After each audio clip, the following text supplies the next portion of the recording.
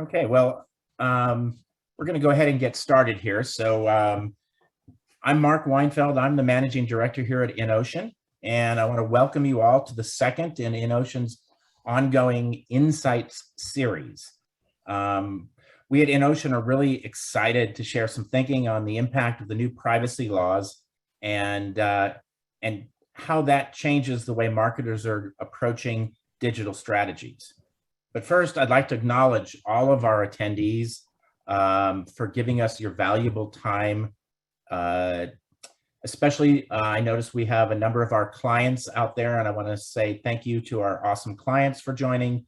And I know we got some folks joining from all around the country, from New Jersey to Nashville, and so on and so forth. And from overseas. We have some folks from Brazil, Canada, and of course, where our head office is in Korea, all joining us today. You are all on a Zoom feed, and what I'd like to remind everybody is that we're going to ask you to keep your cameras off and your microphones muted during the presentation. And if you go to your upper right-hand corner, there's a little icon that says view, and there's some boxes by it. If you click on that and hit speaker view, what you'll see is just the folks that are speaking at that time, and you'll see the screen that we'll be sharing to your left. So that's probably the best way to view the webinar, and so we really appreciate you you helping us out with that. So this is the second in our Insight series. Anya, if you could switch to the next slide. Back in January, we presented the defining years, and it looked at the similarities between 1968 and 2020.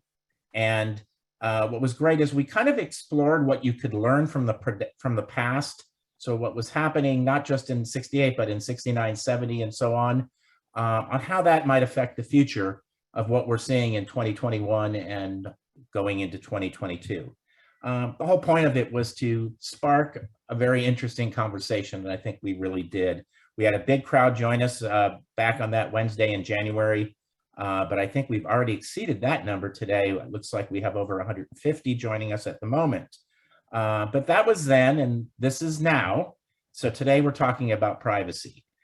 And you know, it wasn't that, I know I'm probably a lot older than most of the people that are on this call, but it wasn't that long ago that cookies were something that grandma baked and spam was a Monty Python skit, and privacy was achieved by simply closing the door. But let's seriously, amid this kind of lingering, I'll call it hangover from the pandemic and the crazy supply chain challenges and labor shortages that we're having here in 2021, another big change has happened in a lot of the local and statewide privacy laws. And so let's get started. And to introduce our esteemed presenters, I'd like to introduce to you our Senior Vice President of Strategy here at InOcean, and my co-host today, Cindy Scott. Thank you, Mark. And thank you everybody for coming. It's great to see such a turnout. So I think you're going to really enjoy this program. So without further ado, I do want to introduce our presenters today. And again, this presentation will be followed by a panel discussion. So we'll get into the panelists in a little bit. But first of all, Anya Lidard, who is a brilliant strategist. She's worked with me for over 2 years now, and I can't say enough about her. But she is our Director of Brand Strategy, and she enjoys exploring the intersection of brands, consumers, and cultural identities to identify new opportunities.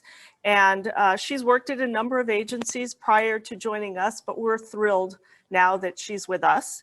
And so she was involved in our first webinar, and she's now involved in this one. And she always brings some really interesting insights to whatever she's looking at. So that's Anya. And Mohammed Ali we call him Ali, and he is a director of marketing sciences at InOcean. And his work involves a spectrum of digital analytics touching on paid media, CRM, on-site analytics and conversion rate optimization. And he has nearly a decade and a half of experience. So he's relatively young, but very smart. No, I'm kidding. He has a lot of really strong experience. And his expertise lies in data technology and integration across various marketing channels. So I think you're going to have a really two different perspectives on this coming from our presenters. And so I'm going to be quiet and let them present. So without further ado, Anya, Ali, go for it. Thank you, Cindy. Thank you, Mark. And thank you everyone for joining us today. Redefinition of privacy is such a big, huge topic. And before we can redefine privacy, let's define what is privacy. And privacy used to be a very trusted, very intimate connection that you develop with one another because you're disclosing information about yourself. But over time, we have expanded that definition of privacy. Now, everything that you do is trackable, and you can literally go and see what you did 5 minutes ago, 5 days ago, and so do the companies. And in fact, we are here today because one of the biggest announcements is that largest browsers are terminating their cookies. What that means that for us as marketers, retargeting, behavior tracking, and ad tracking is just going to become so much harder. But are those big browsers, big companies, big tech leaders, are they the only companies that are collecting private data on you? Well, you probably have this lovely device, if you can see it with my background, in front of you, called mobile phone. And on the mobile device, you have apps. You can take your mobile device and you can look and scroll through them. And each app represents a brand that you connect with. So now I'm going to ask you a question. If you could only keep out of millions of apps that you have on your phone, if you could only narrow down to 3, what would those apps be? And we are here to discuss not necessarily what you're going to keep, but why. We actually asked. Over 100 people responded, which apps would you keep on your phone? And this is what they responded with. The top apps people would keep, no surprise, Google, Amazon, Spotify, Venmo. But why? You kind of know why, right? I mean, Spotify's entertainment, it gives more. You have the seamless experience with Venmo and Amazon. You get knowledge, you have savings. Those are real tangible benefits. But on the flip, we also ask people out of this giant list, which apps would you delete? The usual stuff. Facebook, TikTok, Snapchat, Waze. Why would people delete these apps? Well, it's also easy to kind of intuit or navigate. There's privacy concerns. Gee, I wonder. There's a lack of trust. Sometimes there's other ways to fulfill the needs that these apps bring. And sometimes we just don't use them anymore. Anybody remember Vine? Okay, I plead my case. So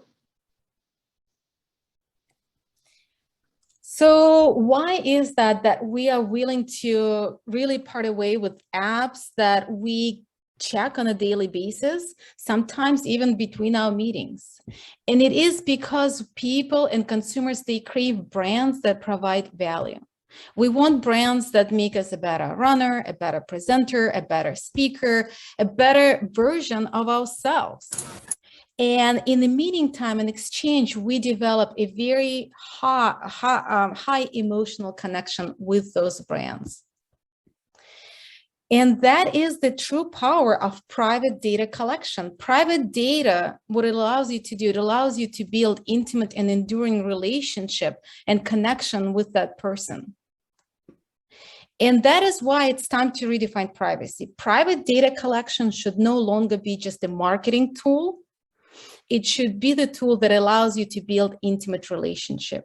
And ROI needs to be redefined. It should no longer be about return on investment, reach and retargeting, but it should be about return on intimacy.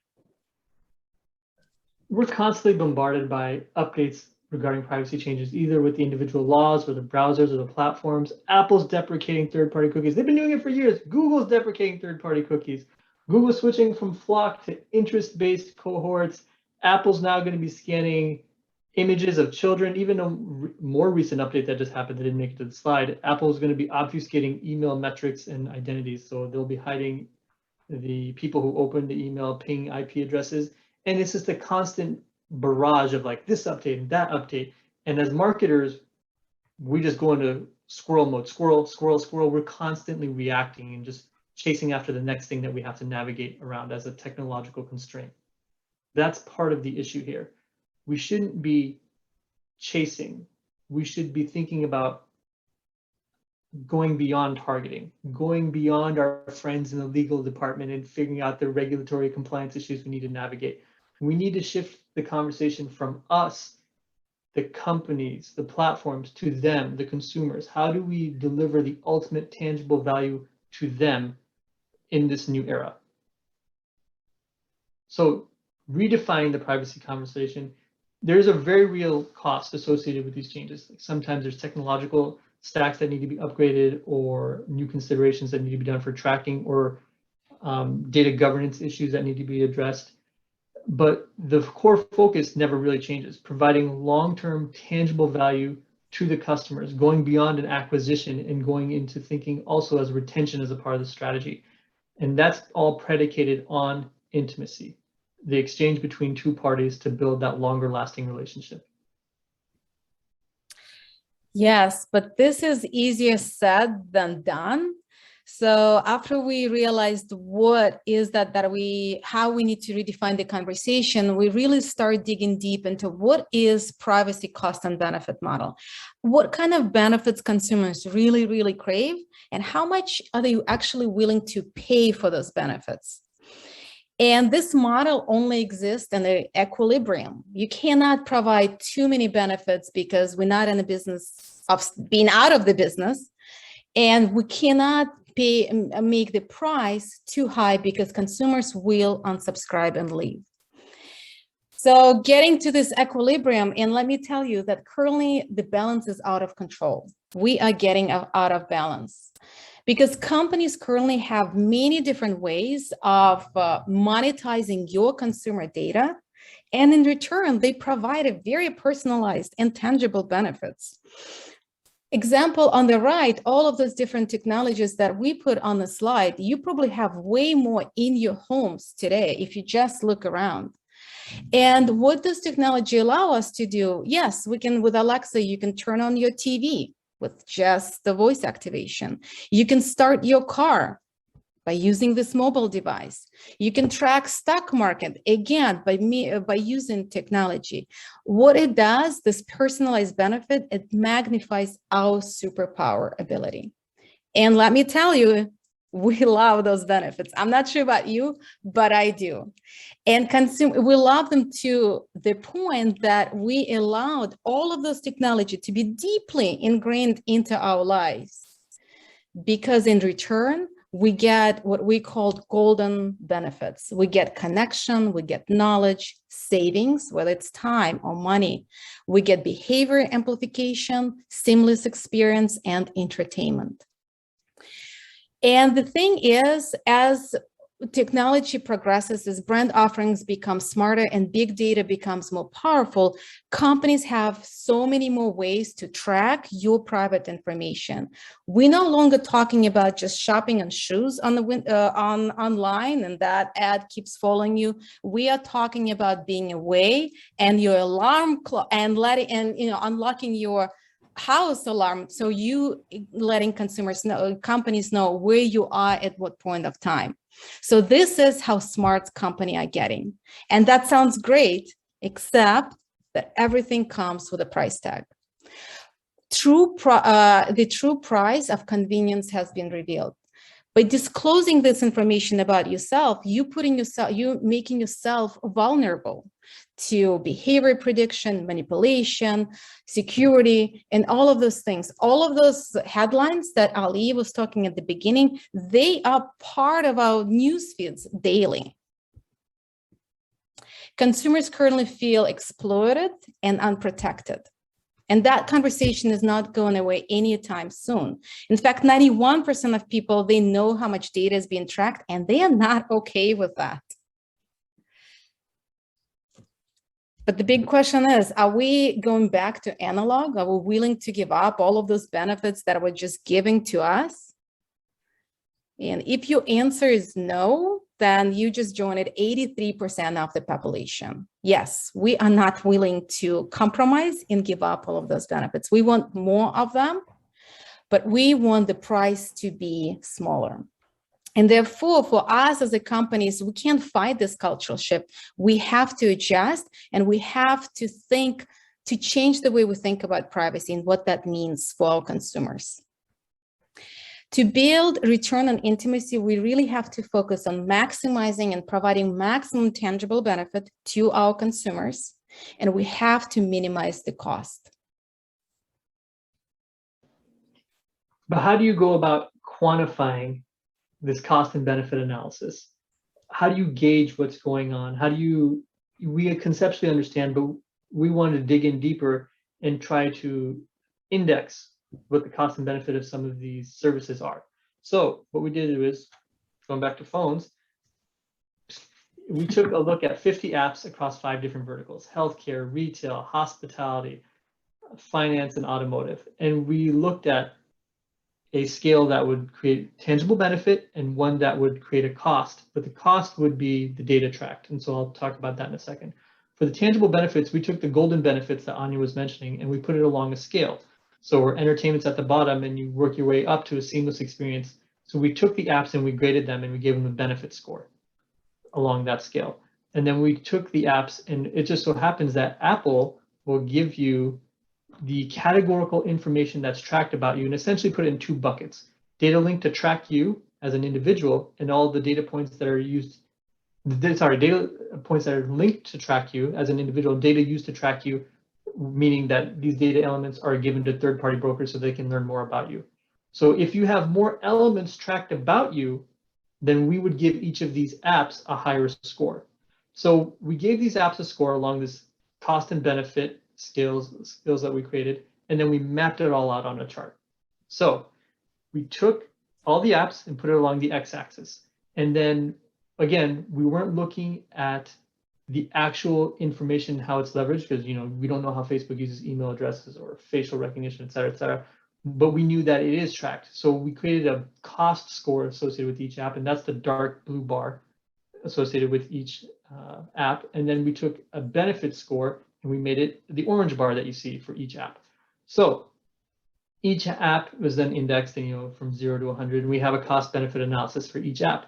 If you go all the way to the left and you look at an app like TikTok, I know, I love TikTok too, it's a drug, but it's entertainment. It's got a relatively low benefit score that we gave, but it tracks a lot about you, so that's a high cost. Whereas you go over to the other side of the spectrum and you look at something like Apple Fitness, it helps you make a decision about how to affect your physical health. That's a high tangible benefit. And since it's Apple, they're trying to obfuscate as much data and track as little as possible perceptually. So if they're tracking less data in relative comparison to the others, they got a low score for cost. So for the econ geeks out there, we're talking about cost, we're talking about benefit, we have a diagonal line. Where have I seen this before? So we took another look at this pattern that we were seeing. So we took the diagonal line and then we mapped the apps to where they fell in the spectrum. So in the top half, we have apps that are taking more data than tangible benefit they provide. In the bottom orange half of this infographic, we have apps that are giving more than the data that they're tracking along our scales. And we started to notice something interesting. Yes, let me tell you what we noticed once we start really staring at the slide and digging deep into data. So on one spectrum, on the left spectrum, you have apps or brands that where cost is higher than the benefit. What they do, they use your private data is their product. They create content, highly entertaining, relevant content that you want, you crave, you want more of that content. You come to those platforms, but they collect data on you. And they collect a breadth of knowledge, and they become very knowledgeable on what type of things you're into, but it's a breadth of knowledge. What it also does, it allows them to serve content that is serves a quick satisfaction. You kind of, you liked something and you moved on. And what it also does, that they invite, because they know they are so knowledgeable and their reach is so high and the content is so good, they know so much about you that they're able to disclose that information to other brands and invite all of those brands into that space to connect with consumers. But at the end of the day, your private data is their product because that's their model. On the other spectrum, when benefit outweighs the cost, your private data is used to improve the product. And what I mean by that is, example that I'm sure Ali is tired by now quite a lot, is Nike Plus. I use that app a lot, but Nike didn't have to come up with an Apple fitness device, but they did so because they know what their consumers want, what they crave, and how can they make them to be better versions of themselves. The same example is Disney Plus. Before a couple of years ago, they were not in the business of streaming content, but now they are, because they were able to quickly pivot and develop and provide a new product. Because all of those companies are in, your private data allows them to quickly pivot and improve their product. It allows also them, it creates a mutual benefit for you as a consumer and them as a brand. It allows you provide a very long lasting connection. And the most important thing, because they're not disclosing that information to other people, they become data guardians. We have this perception that this information is contained into one ecosystem. And because we love testing, and this was such a big part of this research, after we analyze this data and we come up with those labels, we did a further testing with our partner Immersion. And instead of asking people questions, what do they think about this theory and those apps, we collected their biometrical data. And we chose a couple of brands from opposite spectrums and really try to measure how immersive are they with those certain brands when they're experiencing them. And brands that use data to improve their product, they performed higher than norm because it creates an interest-driven environment. You as a consumer in control of choosing what podcast, what shopping app you want to choose. Their interest, it gradually builds over time, and it creates an easier to control environment for the brands. On the other spectrum, those brands are a little bit more content driven. There's a lot more ups and downs. Sometimes there is high when you really love the content, and there is some really deep low when you don't like something. And it creates a little bit harder to control environment for the brands. So what this means, that private data is really a relationship building tool. So we're familiar with the current status quo of measurement, what ROI is right now, return on investment. We're familiar with the metrics of reach, creating retargeting pools out of anything and everything we get our hands on, personalization efforts that seek to tailor the experience that people have online, activation, just getting people through the door, geo-targeting, building fences around where you can target people, and then last click for attribution. And we're positing that the measurement system of the future is going to rely on different types of metrics. So instead of reach, we would have familiarity. Nothing shockingly new to people familiar with surveys. Instead of retargeting, really paring down segmenting and building cohorts based off interest. Personalization is really just a mechanism to build an embedded understanding of prediction. Activation, again, going from acquisition to retention, building that into a long-term view. Geo-targeting, morphing that into psychographics and making sure that the psychographic personas are built beyond a media brief and evolve over time with an activation of a campaign. And of course, last click, with the updates in the major site analytics platforms that are happening that just give event and log-based activities for anything and everything a user's ever done. What it's really inviting is to understand a user's behavior over the long term, so brands can build loyalty and advocacy with more insightful knowledge. So how do we get from here to there? How do we get to Shangri-La? Since we've been talking about intimacy, the way for brands to become closer with consumers is to follow the stages of a relationship. So in the first stage, interaction, gathering information, building a deeper relationship, it's not about tracking every single click that happens on a website. You can, and that's fine, but the way forward would be to know why you're tracking things and build a long-term plan of what you plan on doing with that information. If it doesn't provide value, you let it go. The next stage we call bonding. Just because you collect data with intention and you know information about your consumer and a very deep knowledge, then you're able to enhance the experiences and create a deeper bonding with your product and your brand by providing that value, add-on value in return. And the last stage is commitment, because if you know what they're into, it allows you to expand into different verticals and provide fitness apps or some other apps that help them to enrich and enhance their personality. And that creates an opportunity. And the thing is that you can repeat this process over and over and over again for different verticals, for different customer segments that you have. And that creates the world of opportunities.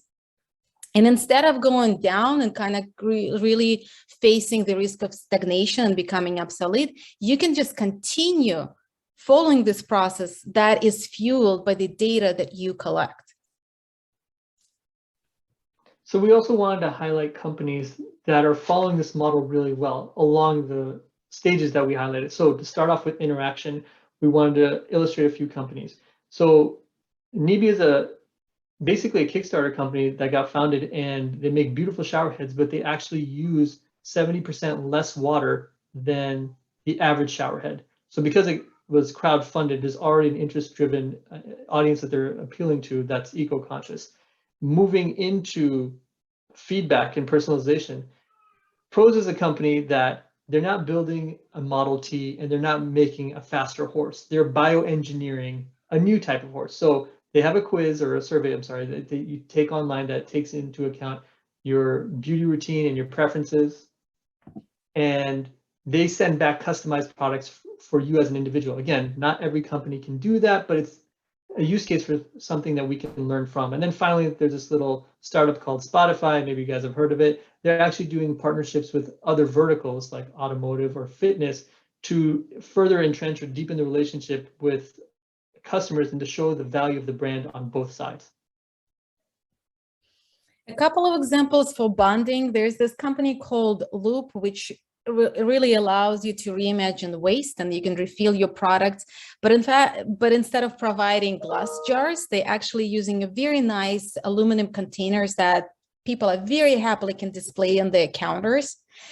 But because those containers are so much high quality, they're now thinking, what if we put technology, tracking technology inside those containers and allow our customers to know when is that the time to refill their spices?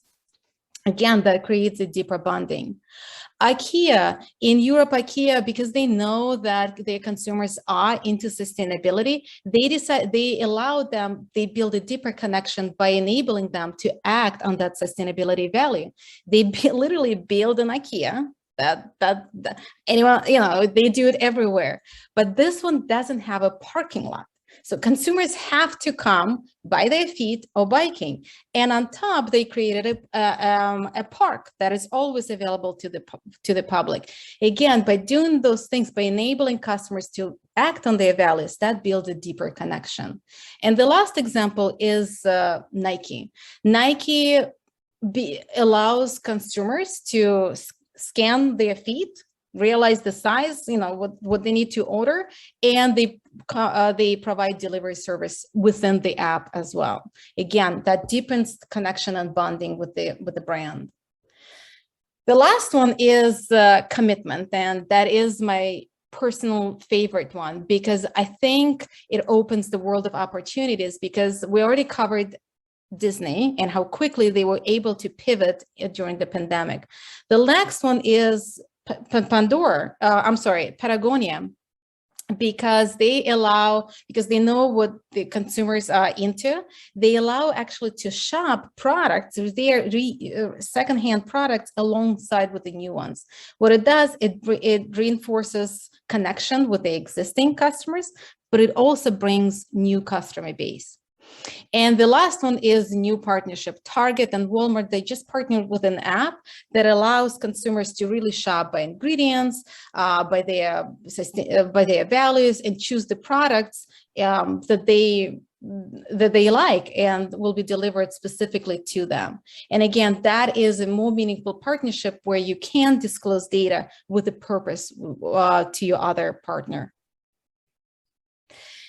And lastly, what we did, we just couldn't stay away, but all of those brands, Google, Amazon, and Apple, big tech giants, when you look, they exist in so many verticals. This is commitment in practice. And the thing is, they didn't just grow all of those tentacles and expand it overnight. It really took to put in place interaction, bonding, to reinforce that further commitment to their consumers. So now we have a couple of slides to really show you how to put that thinking in practice, and let's reimagine your industries, or a couple of industries together. Because data is the spark, data is your why, data should fuel your creativity. And those are just some examples of industries that we put in front of you, but the next one could be yours. So let's start with automotive. What you can do, this is a kind of a framework that you can use when you work on your projects. First, when you start solving a problem, think about all the data points, all the interactions, all the data points that you're collecting on your consumers. Then map out all of those different verticals, and that can help you further enhance the experience and create deeper bonding. And the last one, imagine what kind of commitments you can provide. Is it partners? Is it services? Is it offerings? What is that you can do? So once we started looking at this and did a little bit of our own brainstorming, we come up with the voice activation car. You can now unlock and lock your cars with the app, with mobile phone. But what if, to enhance that convenience, you partner with Amazon, and now you can literally unlock your cars with voice recognition and do even more things? Similarly, we try to do an exercise with hospitality and try to reimagine what would be possible. So if you think about all the data points that happen when you book a hotel room or an Airbnb, you have your PII, any coupon codes, the location, etc., any amenities you would want. You could bump it up against another vertical. For instance, like Instacart. So if you booked a room or a house or whatever, and that information was then shared with another company like Instacart, and Instacart could offer, hey, we know you're traveling with a family of 5 to Santa Barbara for the weekend. Here's a pre-made list of groceries that you can leverage. You can edit it, of course, and sign up. Here's 10% off. If that kind of data brokering happened between those two companies, created their own ecosystem, either through a third party, a clean room, etc., I would sign up for in a heartbeat. Like, I would look like a hero because I took that meal planning off my wife's plate and I get all the brownie points in the world. But I mean, these kinds of partnerships, these hybridizations will be the path forward in the future. So while we're hearing this news about Google and Apple and tech giants doing this, there's ecosystems that exist within partnerships that can be novel and really value driven. So we started off with talking about private data, the exchange of this private information being a trust between two parties. And the way to maintain that trust over time is to build a meaningful partnership and then have the long range plan in mind, the retention aspect, but really making sure that the relationship stands the test of time. And that doesn't mean doing the same old thing day in, day out. Being brave enough, creative enough to take control and expand it in new verticals. Think of new creative outlets, but the driving force being the value given to, in our sense, the customer, will help pave the path forward. Yeah. And therefore, we need to invest in retention over reach. So now we started this presentation by asking you to look at your phone.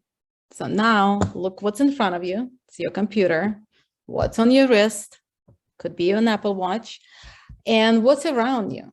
All of those devices create opportunities for us to track consumer data, but they also create an opportunity for us to connect with them.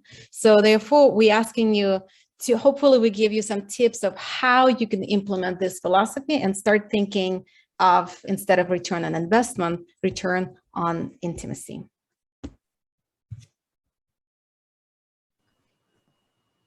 Thank you for joining us today for this part only. Cindy, you're on mute. Of course, somebody had to do it. Okay, thank you, Anya. Thank you, Ali. I think that was really great. And, you know, lots of food for thought there. Now we're going to move on to the second part of this webinar, which would be a panel discussion. And we have 3 panelists. And I would say that, you know, we try to pick our panelists so that we have some cross-functional representation that may give us a different perspective from each panelist. So today, I think we've accomplished that again. We've got Chris Dede, who's the head of e-commerce, marketing, and technology for an outdoor sports startup and a co-founder for health analytics of a startup.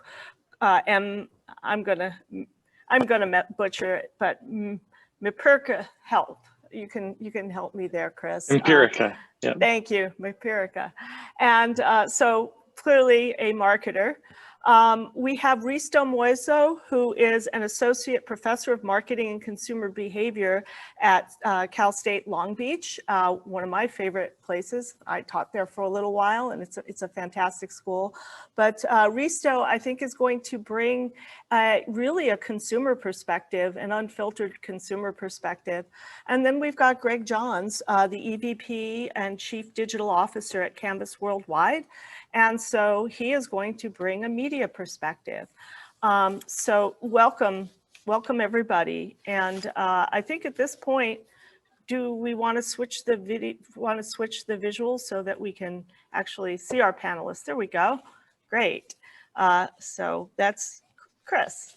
And so what I'm going to do is I'm going to start maybe with a Chris, for some reason, you're big on my screen. That's why I mentioned that. So, but anyway, I'm going to start this conversation with our panelists with a little bit of a toss-up. So at this point, I'd love for anyone who wants to answer this question to just butt in. But if you really listen to the presentation, you know, and if you boil it down, you might say that there's just a tug of war between profit and privacy, and that data is kind of the rope that is creating that, you know, in the middle of that tug of war. And so do you think that it would be possible for any brand to achieve that equilibrium that was described by Anya and Ali, and so that a suitable return on investment is equal to a suitable return on intimacy? Or are there some brands or categories that will be able to achieve that equilibrium better than others? And if so, why? And who do you think's doing it best at this point? I know that was one question, but it was all under the same theme. So who'd like to start and answer that? I'm going to call on somebody. Yeah, nobody butt in all together. I guess I'll start. So first of all, it's absolutely possible for us to kind of see that equilibrium. All right. We've been doing it for years. There's brands that I think are doing it well now. You know, I think the challenge that the presentation lays out is, you know, that idea of intimacy, those, you know, connections that really matter. You know, how viable are those going to be for various brands? You know, we talked about brands like Nike, some of what Apple is doing. I don't mean to like go back to psychology class, but you're talking about brands that kind of operate towards the top of, Maslow's hierarchy of needs. So, of course they may matter more. Let's kind of take a step back and talk about two brands that I think fundamentally do a lot of the same things, but the impact is different. Let's talk, Facebook was right down there at the bottom tier of, kind of that value exchange. And let's also talk about Spotify, which actually was lauded in a couple of cases, and start first. Essentially, there's two business models that exist if you want to get really simplistic. You either sell stuff for more than it costs you to make it or buy it. And the second is you give it away for free or for cheap, and in exchange, the consumer is giving you value, that idea that you are the product. And essentially, Facebook and Spotify do a lot of the same thing, all right? They're a service. Yes, you're paying for some parts of it, but at the end of the day, you are giving a lot of yourself away to both of those companies in order to make their product better, make their revenues bigger. I think the difference is with Spotify, that value exchange hits more of an emotional core that frankly makes a lot of people happy. Right now, music, maybe podcasts, those are the types of things that promote a lot more intimacy, a lot more community than necessarily some of the things that we unfortunately encounter on a day in, day out basis on a platform like Facebook. So again, they're both doing fundamentally the same thing, but Spotify has found a different equilibrium because of their product. And I do think that a lot of the answer to that question, are brands going to be able to do this well? It really depends on how well a product connects with the user's emotions and how it matters to them.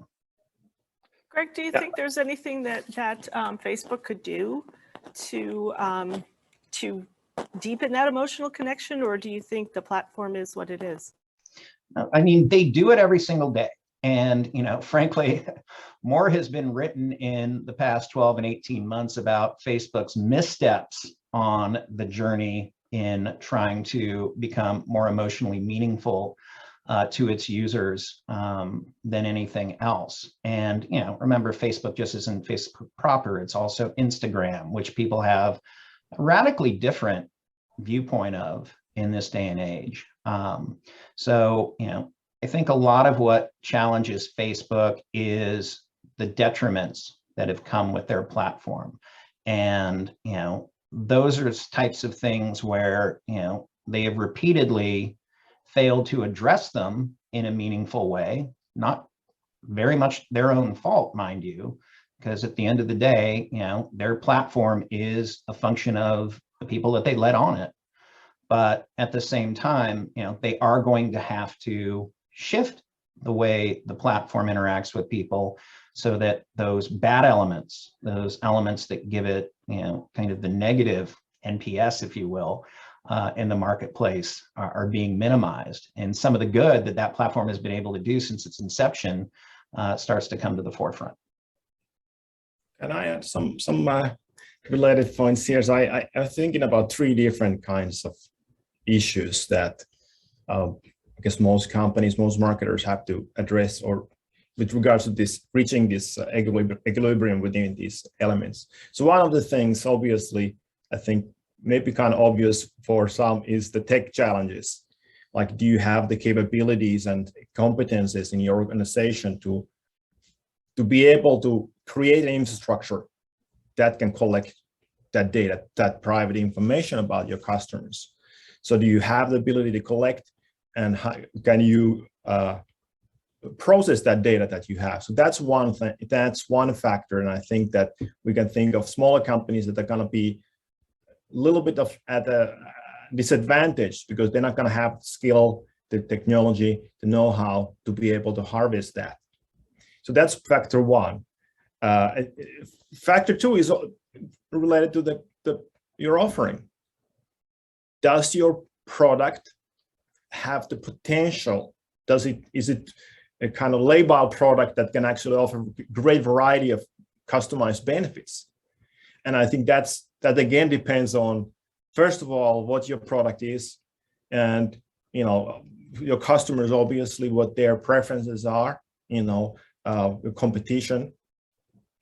So that's going to be another important factor, is what you're dealing with. Some products are more easily customized than others. Services are more easily customized than cars. Although more of the cars today, like Teslas, everything can be customized because it is software update, and so that's going to be the potential for many of the more virtualized offerings that have a high AI or a digital component that they can be matched to you. So that's the second factor with offering. And third thing that I think, to me, is kind of like maybe number one, is your reputation. What kind of reputation do you have as a business, as a marketer, as a data guardian, like we heard in the presentation? And we can easily think of, obviously, the Facebook is our favorite brand to bash, because they collect a lot of data, they create a lot of liability, and we just love to chew on all those mistakes. We like to munch on that, to enjoy that, so this has to do with reputational capital. What's your privacy equity? Do you have privacy equity? So if you're Facebook, you're facing a steep climb.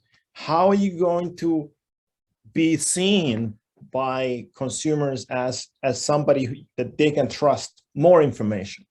Because there's a potential, that more of our identity can be, shared with businesses. And for companies like Facebook, there's going to be a real uphill battle how they can alleviate those concerns when we have a machinery that's on a continuous loop, is producing this information, telling everybody, confirming their worst suspicions about you. And then you have and you can think of Wells Fargo, and they've had these mishaps in the past, and this is like a little ticking time bomb that's waiting in the trunk. And when the right situation emerges, it's just gonna blow up in your face, because you will forgive but not forget, right? So so building a reputation that's going to protect against those things, is those negative liabilities, is going to be really crucial. And assessing where you are right now, like, do you have a good reputation? Do customers trust you? Do prospects, do they hold trust towards you? Because if they do, that's an enormous asset that is very difficult you can't buy that. You have to earn it. And it's easier to collect data than to earn the trust. So that would be my three factors: the tech challenges, your offering potential, and your reputational equity, in the area of privacy. But obviously, it pertains to other potential dimensions too. Based upon what you just said, I'm taking it that reputation's probably the most difficult one, both to build and to overcome. Is that right? I would think that that's going to be the greatest potential, but the potential for greatest failure. Yeah. And so every company got to how can you put your chips in the game? Because if you're playing all out, you've got to be able to deal with the consequences. And I think we see, I'm a T-Mobile customer, and I've seen in my Reddit, stream, I've seen, oh, do you want to apply, they've asked, reveal your private information. So that's where that reputational equity comes into place, because am I going to act on this solicitation by a law firm as a customer? That's going to be the first instinct. And if I I happen to like T-Mobile, and I believe in the whatever I know about it. Of course, maybe it's better to know less than more. And that's going to protect me, I'm not going to perhaps act on it or, look into it anymore. But there are many other companies that will elicit a different reaction. So I think it's going to be really crucial to assess, do you have the reputational equity to get into this game, to start harvesting or return on intimacy, because maybe you don't have, maybe you have to wait it out, maybe you have to earn your, you know, your kudos, your trust first, and then you can enter. I'd jump in there if I can, Cindy. Please do. Just on that topic of you know, if you have that reputational equity or not. So I come at this perhaps from a very different angle. I was in the agency world for a while, but for the last 10 years or so, I've been in the startup world, where you start with zero reputation at all, right? So there's a challenge, I think, in terms of the question, really sort of depends on the organization. There's some organizations where there's a high dollar mark where we're trying to sell something at a high dollar. There's lower dollar, sort of transactional, maybe one-time transaction. There's others, there's immediate time of need in healthcare. And so there are these reputational sorts of aspects to take into account. But when I think of Facebook, I actually, I forget they're a brand, and I think of them as a platform and a tool, as a marketer. And when we're starting from scratch, or you could even say when you're starting at the top of the funnel of consideration, you sort of have to, you don't have your own owned audience that you can build upon and build that intimacy. You have to kind of borrow somebody else's data to try to gain that sense of intimacy. So it does become a little harder, perhaps from the start.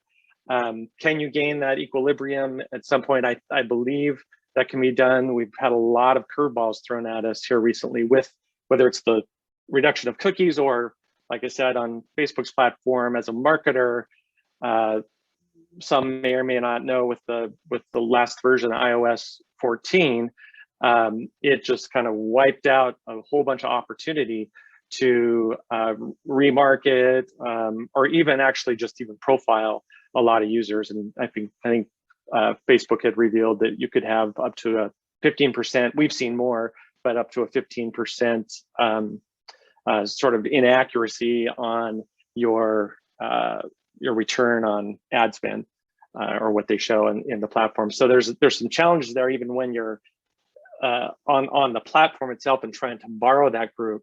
So those first party cookies, they call them, you know, that are within a particular ecosystem, currently those aren't going away. What's going away is being able to take a cookie or follow somebody from one ecosystem to the next, right? So if I can start to build that reputation or relationship within those certain ecosystems, that's where I can start to build a relationship with my either customers or my to-be customers, whether that's user-generated content or whether that's a relationship with influencers in social media. Can I add there a little bit? So, you know, so obviously these are important. It's an interesting case of that zero. You know, is there such a thing as a zero? You know, like obviously there's always something sort of fictional reputation that any kind of brand, and how does a brand create a reputation when it doesn't have any history? And I think that the answer is that it creates it through its brand image. The brand image is a kind of a character with history. So what kind of, basically the question becomes then, what kind of character are you as a brand? What kind of personality do you possess? And one thing that I want to remind, or I was thinking about when we're preparing this, is we've had a lot of emphasis in the past on like aspect of brand image or reputation that deals with social responsibility. And there's obviously a lot of effort and a lot of investment gone that direction. And I think these new, you know, challenges or situations are raising a different kind of dimension, that maybe that may kind of like remain there. But now I think that there's a potential that another dimension becomes more important about that brand image. That is, what's your privacy kind of a echo there in your brand image, because that's something that you can have from day one. because of the imagery your brand kind of elicits. But that obviously it's managed something, and I think that the investment will eventually be in nearby future. I would think we'll have to start emphasizing that earlier, and having a brand personality. I think that can be an easy way to wrap that, because people like to share information with other people, or entities that seem like people or humans. So brand personality may be appropriate kind of tool to accomplish some of that. Well, remember that before the digital age, that was your reputation in so many ways. Your brand was how you built reputation in the marketplace, and in a lot of ways how you built trust. What kind of the internet and social networks brought us was a bit of an alternative as to how that reputation works. Go back in kind of the golden age of brands, the 50s and the 60s, you could say any damn thing you wanted in a television commercial or a print ad, and largely that was your reputation. If we stick in autos, General Motors could do no wrong until some guy named Ralph Nader came out, wrote a book, and that was a big chink in the armor. But that was rare then. When we get into an internet age where all of a sudden communication at scale becomes something that it never was, your TV commercial, your print ad, your digital ads are one facet of it, but just as important, and in some cases maybe more, are how many stars you have against your product on an Amazon listing, what people are saying in the comments. I think it's a misnomer for marketers that consumers want choice. I don't think so. I think what consumers want is more confidence in the choices that are in front of them.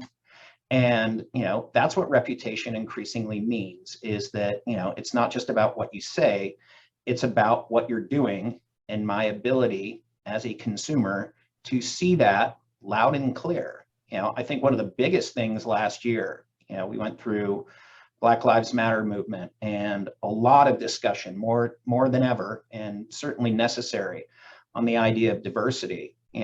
Companies came out, they made a lot of statements about it. And what happens in a digital age?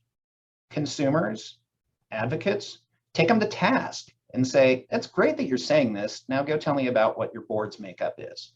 And that's the type of reputation in a digital age that I think increasingly matters. And I think that's a lot of what you're talking about as how we have to move forward. So does that mean as marketers, it's more important to amplify our behaviors than to tell people what it is that we're about? Ideally, it's one and the same. All right, hard to do, but ideally it's one and the same. I would answer. That's how I would answer that. Great, thank you. Well, let's move on, unless anyone has anything to add to that. But now I'm gonna ask some specific questions to each of the panelists. So we're gonna start with Chris. And Chris, you're involved in two very different categories, I would argue. I mean, healthcare, which is probably as personal as you can get, and then sports accessories, which seems maybe perhaps less personally invasive. Does the nature of these diverging categories affect the way you approach data and privacy for each? And if so, how? Or if not, why? Yeah, I mean, it's vastly diverse in one sense. There's an outdoor brand with a tangible product that might be a 1 or 2 time, maybe a gift purchase of some sort. That's one side of things, and like I said, it's tangible e-commerce. The other side, as you said, being healthcare, data, more of a data product, digital product of sorts. And the issue when it comes to data privacy are absolutely very different. That on the product side, the tangible product side of things, we're really kind of talking about how we get and keep customers, and it is I think as far as an intimacy sort of point of view, this is where this concern comes in with trust, I think, with the platforms that we're advertising on. Trust of Facebook from our customers' point of view. And that actually spills over into, can I trust my brand? So we get in our social media ads and the things we do on social media all the time is this real? I've been scammed so many times by a Facebook scam or whatever the case might be. So there's that kind of level of trust and use of data, and even just from a targeting perspective, how it's gotten, we've almost gone back in time a little bit because it's harder to focus in on a lookalike audience that uses data to kind of show me the types of customers that are like those that have bought before. That's getting harder. In fact, I'm getting more results out of a broader based, sort of interest-based audience. And again, staying within that ecosystem, because the tracking from Facebook to the next isn't happening as much. So there's not as much data that can happen. Flip over to the healthcare side of things. Yeah, that is actually an area where data is becoming the product, if you will. Again, without going into what it is or what we do, there's a sort of this opt-in case. Our healthcare data has always been very private. HIPAA has been a big deal for a long time, and we're always concerned about who's gonna get my data.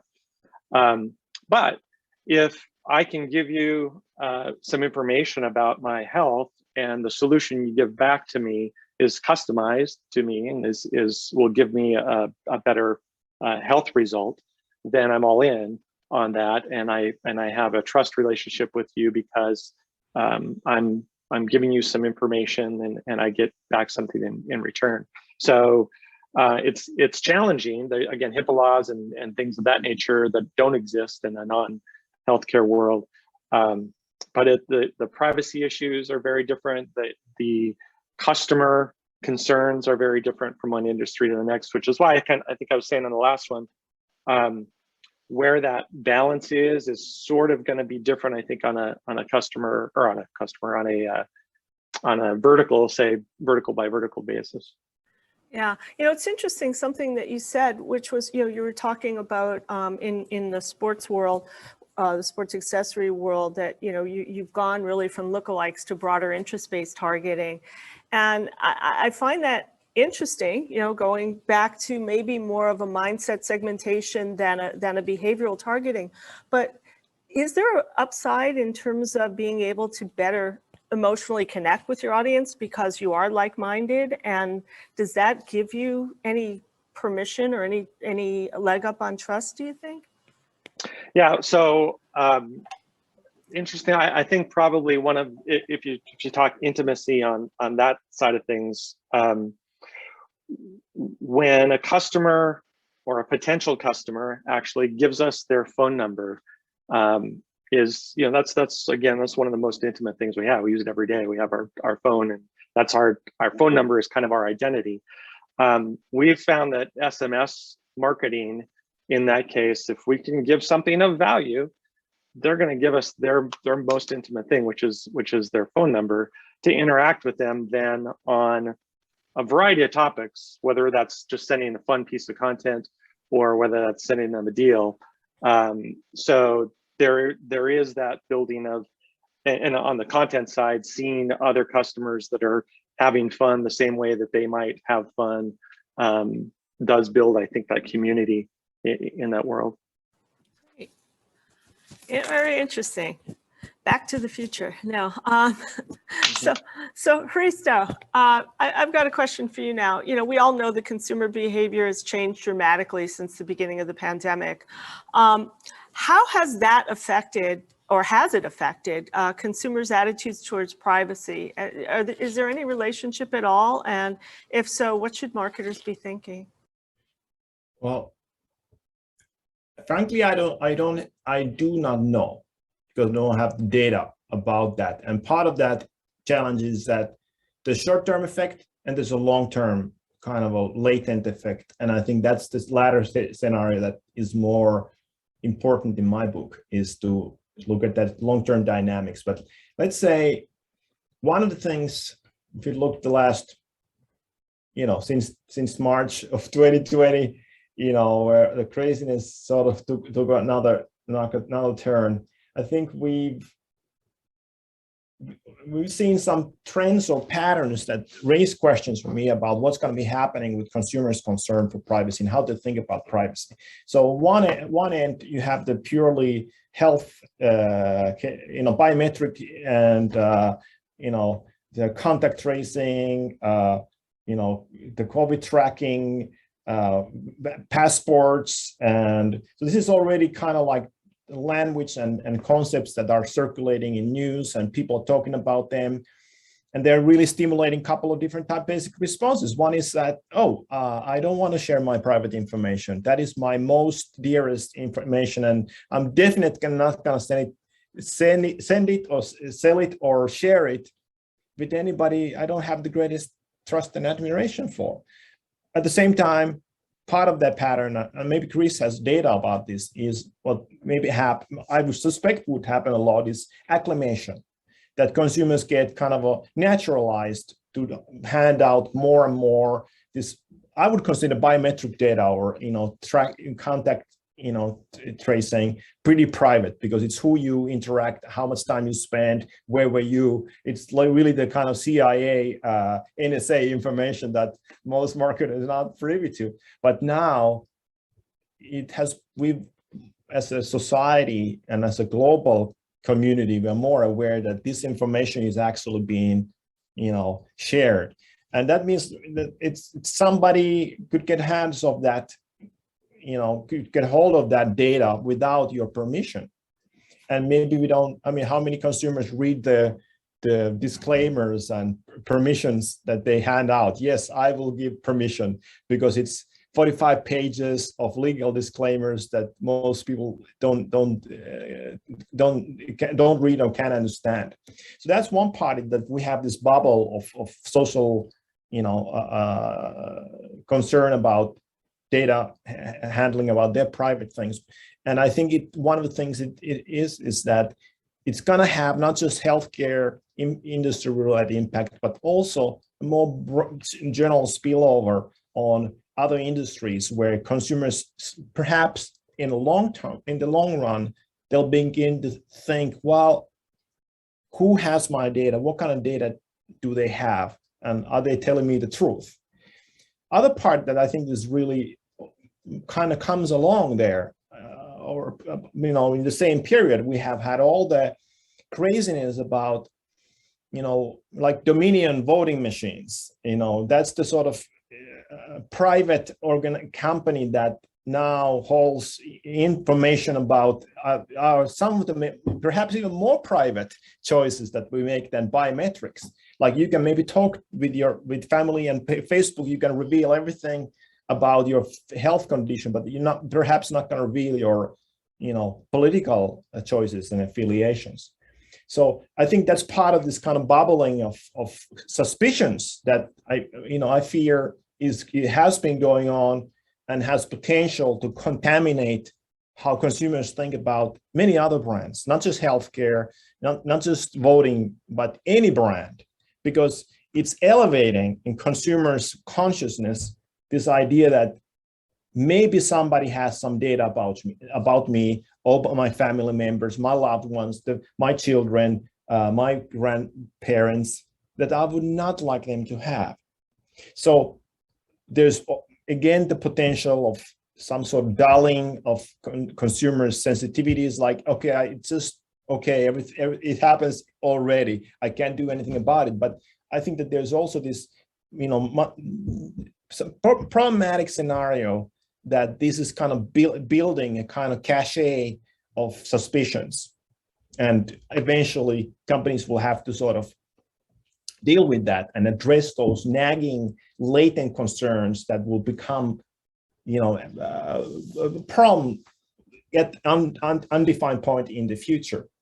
So, and you got to, one thing that I think that's, from a cultural, sociological point of view is important to remember is that America particularly is a, very suspicious culture. There's a reason why conspiracy theory was, as a term, as it's been created here. And it is a storyline about Big Brother watching you, and so now that Big Brother is no longer the government, but now it begins to be the private institutions and companies, marketers, that they are the Big Brother, literally, because the TV show too. Well, and Risto, there's one thing that I would say, in talking about, 2020 and maybe not necessarily the pandemic itself, but, I think when it comes to data, we're going to go to smartphone data here, and it's not even data that was being quote unquote shared as much as generated.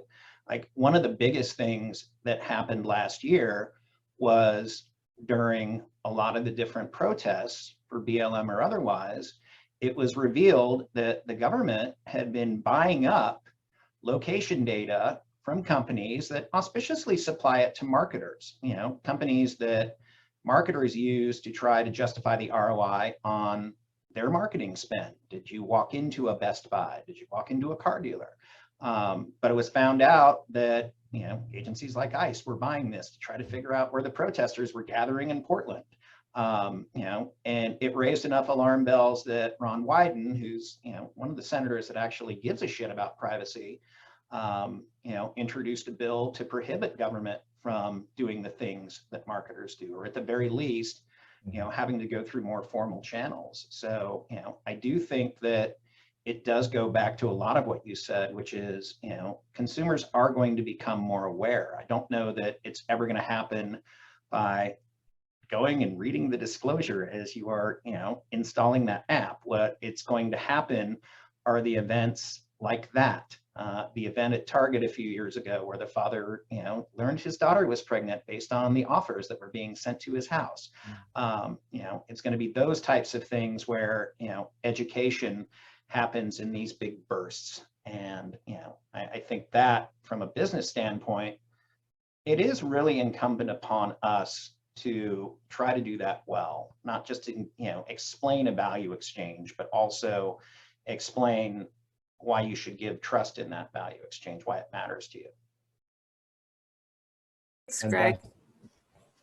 Anything you want to add, Risto, before we go on to the next question? I mean, it's just a reminder that the trust that consumers already are placing on you and the need to respect that pledge, that you're implicitly making. And I think it is the kind of privacy pledge kind of policy that, companies got to perhaps start making in the future. Is like, how are you convincing a customer, at least at some sort of level, that you're going to respect the trust they have in you? Because what you don't want to have is betrayal of that trust, because then I would think we're going to have some serious problems that aren't maybe like like Dominion. Not to talk about that, but it's so interesting as a case. Is, can it ever recover? I don't think so. I mean, I don't know if it can ever recover its reputation in any meaningful way, because facts don't matter. It's suspicions that matter, and it's difficult to kill rumors when they're so juicy. Oh, that's a great point. So, Greg, going back to you for a minute, and new question, thinking about the customer journey, are there some stages that are more conducive to customers willing to share data? And I might even add, is it about a transaction or is it about a relationship? But why? And there are any watch outs associated with that journey, and where that trust starts to build? Well, I mean, I'll give the obvious answer that, when you're going to make a purchase, you have to share a certain amount of information in order to even complete that process. So, at the very end, are you going to, have a higher propensity to share information? Yes, you are. But I know that you're going back into kind of that decision-making process to begin with. And I think that the answer to that really depends on what you are buying. what's really required from your state of affairs.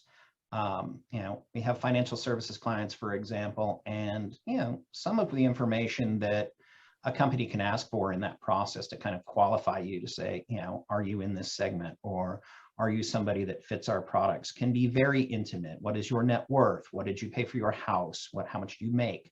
Things you're not talking about at a dinner party, or if you are, you're that person that, everybody kind of talks about afterwards. But I think that the propensity to share really has a lot to do with where your knowledge exists in any particular category, if you will. You're going to share more information about potentially what you need in an SUV if you're very unfamiliar in the category or unfamiliar with the brands. You may not be typing it into a form field and hitting submit, but you're going to be sharing that by driving all over a site like AutoTrader and, racking up different page views and, feeding a profile over and over again. I think the more implicit information sharing, as I said, it's one that really comes back to, is there going to be value for me? And again, in advertising, once upon a time, via the model of the 30-second spot, we used to trade time for that value.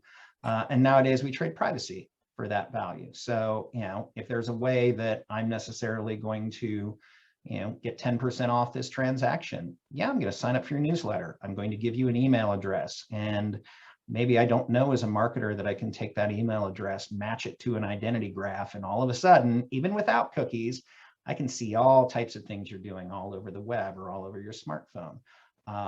But, it really depends on what that value exchange is. Consumers love convenience. That is never going away. If you can save a consumer time, you're going to, your NPS is going to keep going up and up and up. Consumers, for the most part, also love to think that they're getting something at a better price than somebody else got it. So, I would say those elements in a customer journey, if they exist, are where you're going to see data most implicitly shared. In addition to all of the sharing that's kind of going on behind the background that maybe people don't think about. Oh, that's a really good point. That's probably more of it anyway. Hey, So, Cindy, yes. we do have a question from the audience. Okay. And it regards the idea of, is there any kind of study or percentage of people that actually actively block information, from the sites or apps that they go to? Is there any idea of what % of that population does that?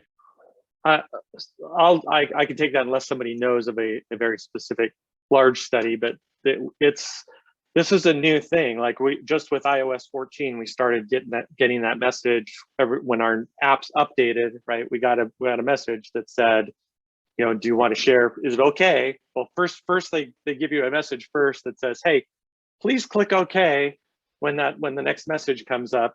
And then the message comes up and says, can we track you from site to site? And as a consumer, I'm like, no, because I'm just that way. I'm skeptical. But then of course, what happens when I go to TikTok, I get things that are completely irrelevant to me, right? That's the result of it. So do I want relevant ads or not? That's the benefit. But to the question, and I see it's from Doug. Hi, Doug. I haven't seen you in a while.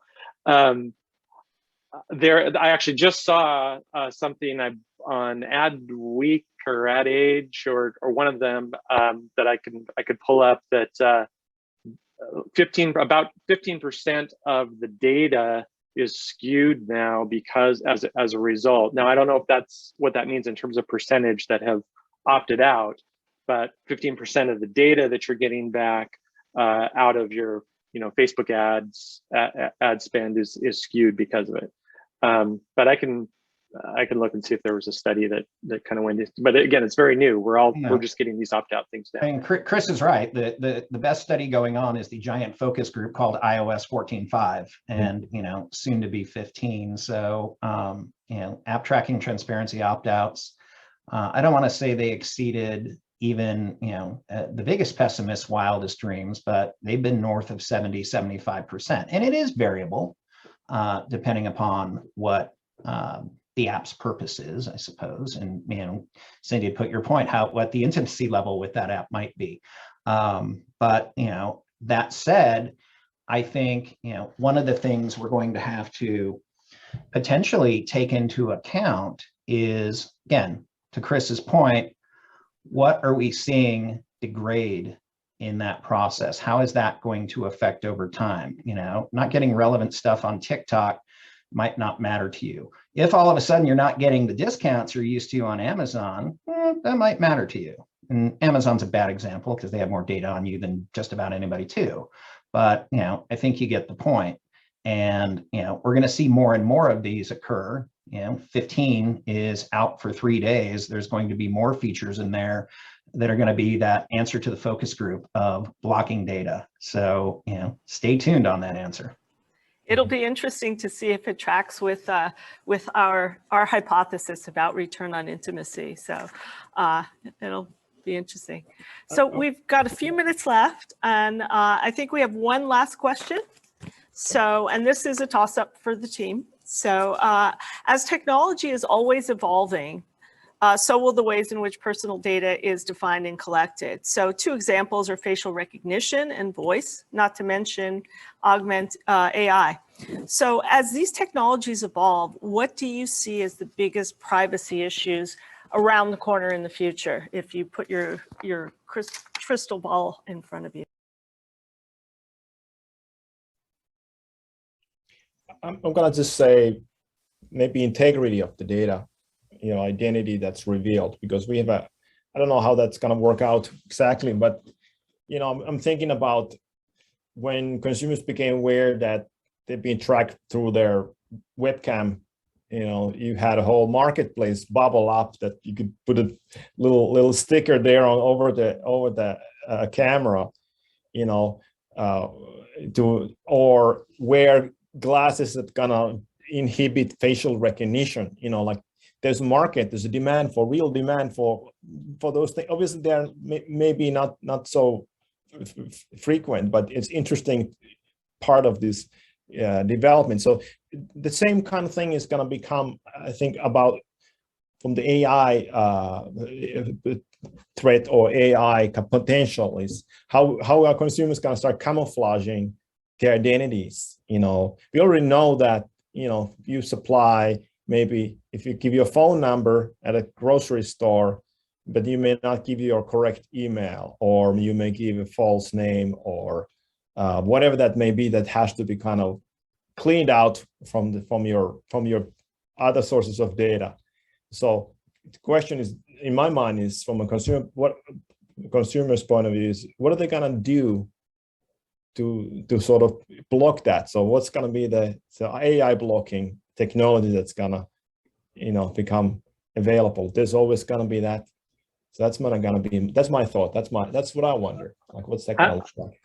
I'm going to maybe put a little bit of a, I don't want to put a doomsday view on this, but I think that consumers are very likely to continue to just turn a blind eye as long as they are getting what they want.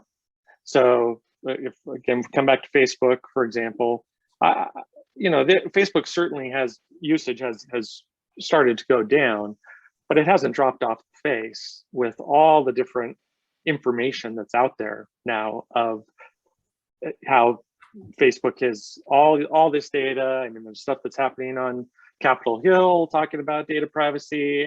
You know, the information is out there for consumers, but they're every single day. And I think Ali maybe said, you know, TikTok's like crack. I mean, that's the thing. As long as it's like crack, they might stick around. I think it's going to take some sort of egregious data compromise that is beyond what we've seen before, with, you know, whether it's the data hacks that have happened. That's just some basic data usually that's already out there and somebody could get anyway. It's going to take some egregious hack where your and my browsing history is suddenly made public to our families, or something egregious like that before some serious change happens. Again, I'm taking and apparently swinging a presidential election was not enough.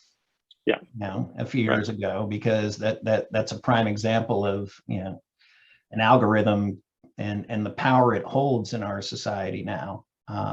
So no, there was a long talk of, what is the data Pearl Harbor going to be? That was Richard Clark, who was going back to even, the Clinton administration, kind of the expert on cybersecurity.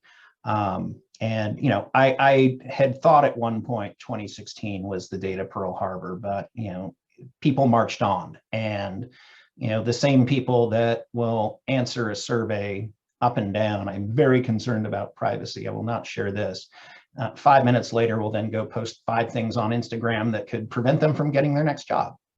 So, I agree with you, Chris, that it's going to be certain things. I mentioned, kind of the location data, not really scandal from last year, but it's going to be those things, those sensationalist things that I think are going to continue to evolve consumers' perception. To answer kind of the last question on AI too, what's potential there?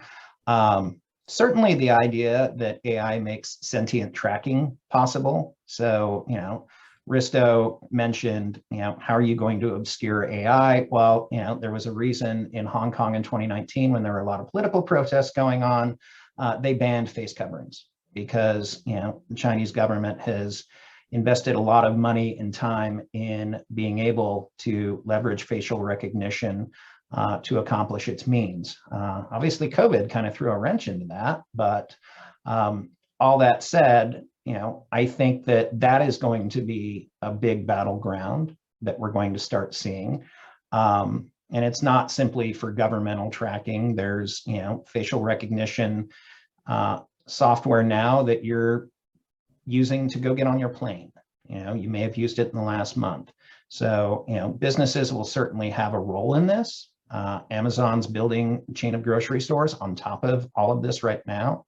And so, I think that if there's any comfort, the amount of data required to, make facial recognition or even voice recognition work, it's a lot larger amount of data. It's not simply as easy as stealing, 10,000 passwords and go selling them on the dark web. So it might not be as transmittable, but in the hands of, the few companies that have the computing power and governments that have the computing power, it could be something to worry about. Thank you, Greg. I'm going to have to stop this here because we're running out of time. So, Mark, I think you just want to say a few things to wrap this up, but I want to thank everybody. I think this has been fascinating, and I hope everybody has enjoyed this.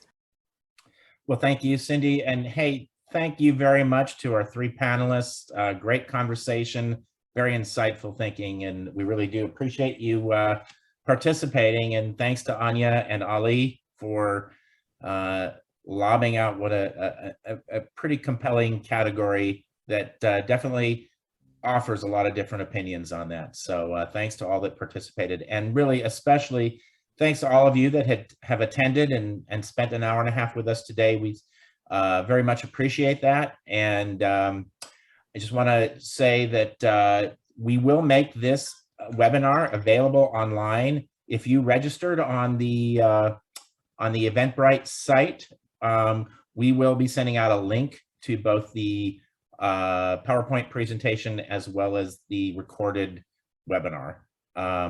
But please stay tuned, because this is number 2 in a series. We plan to have the next one in early first quarter of next year. Haven't determined the subject matter yet, but stay tuned. And again, thanks for your time today, everybody, and have a great rest of your day. Thanks. Thank you.